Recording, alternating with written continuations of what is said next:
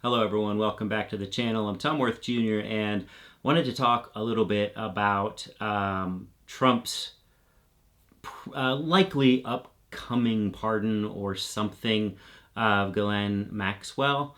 I hate that I have to look up how to pronounce her name. It's a name none of us should know, but we do.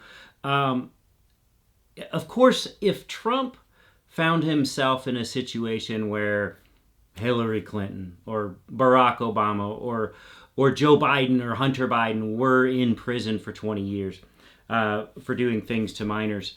And you asked him if he was considering pardoning them because he has their his DOJ talking to the person and their lawyer. And could you imagine a scenario where Trump goes anything but, no, I would never pardon them. They're in prison. They did these terrible crimes. They were blah, blah, blah, blah, blah. Yet with Maxwell, what does he say? He goes, I haven't thought of that. I don't know. Which means he has thought of it. Which means that's what this is all a setup for. And to remind you of why she is in prison for 20 years, this person, first of all, he so desperately wants to be exonerated of any implication in the Epstein files that he thinks somehow she is going to be his savior, be his knight on a white horse, and get him out of this by standing up there and saying he didn't do anything. He thinks the American public is going to buy that and be okay with that, and he would pardon her in exchange for this. I don't think so. Let's go back to 3 years ago. I found this. This is from the United States Attorney's Office. It's from late June 28, 2022. United States Attorney for the Southern District of New York announced that Ghislaine Maxwell was sentenced today in Manhattan Federal Court for 240 months in prison for her role in a scheme to sexually exploit and abuse multiple minor girls with Jeffrey Epstein over the course of a decade. Maxwell was previously found guilty on December 29, 2021, following a 1-month jury trial of conspiracy to entice minors to travel to engage in illegal sex acts, conspiracy to transport minors to participate in illegal sex acts, transporting a minor to participate in illegal sex acts, sex trafficking conspiracy, and sex trafficking of a minor. Going on, it went from 1994 to 2004. From at least 1994 up to and including in or about 2004, she assisted, facilitated, and participated in Jeffrey Epstein's abuse of minor girls by helping, among other things, helping Epstein to recruit, groom, and ultimately abuse victims known by them to be under the age of 18, some as young as 14. So this is who it appears Trump is angling to pardon. If she can somehow stand up there and say, Trump wasn't there. Trump was never there. Trump didn't have anything to do with anything. I don't know anything about Trump. He didn't even hang out with us. He didn't even know about us. This is what Trump's former personal attorney and now lawyer in the number 2 in the Department of Justice is interviewing her and her lawyer to go over. When it first broke that the DOJ was going to interview her and her lawyer, under any normal circumstance, we would have thought, oh, well, they're trying to go to her and get more information out of her. They're trying to find out more about what happened. But with Trump and with his former personal lawyer leading this questioning, we know that is not the case.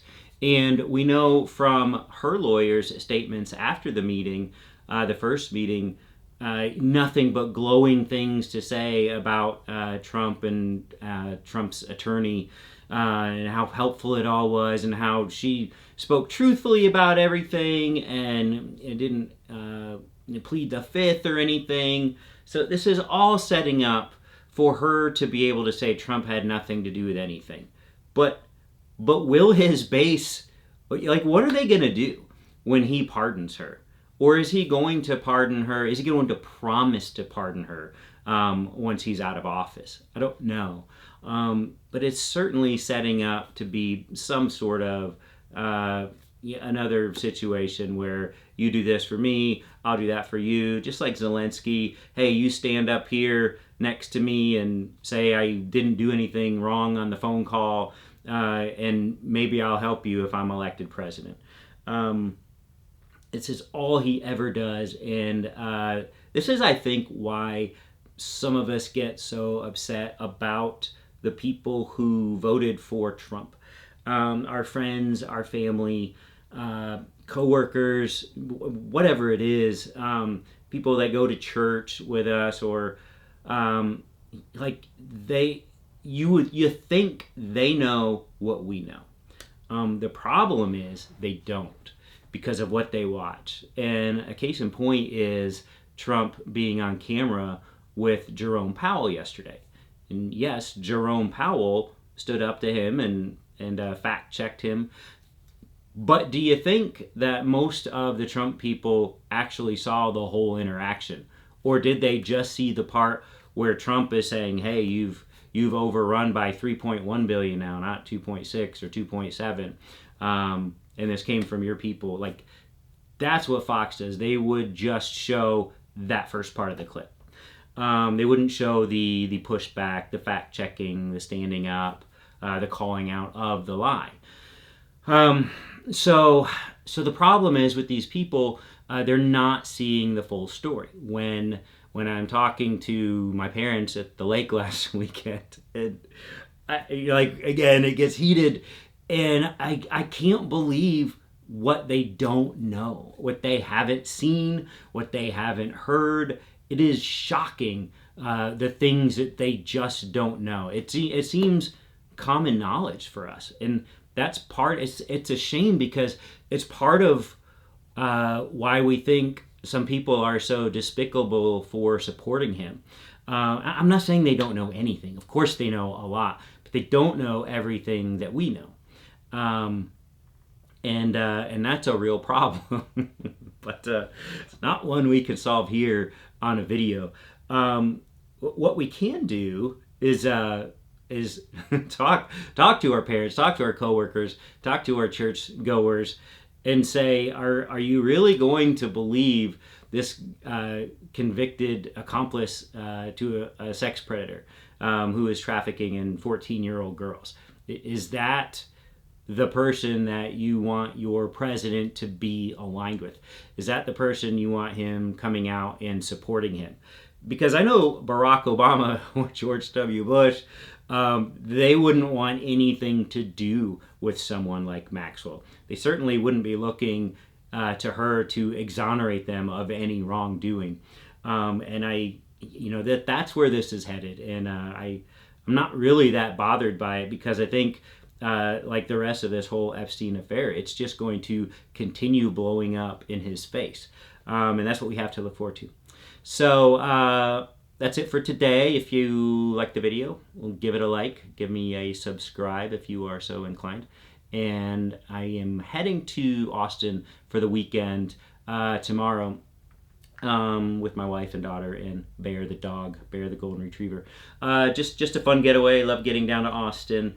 Hopefully I can maybe get a video done in Austin tomorrow and or Sunday. And if I can find a way to do that, then I will post it.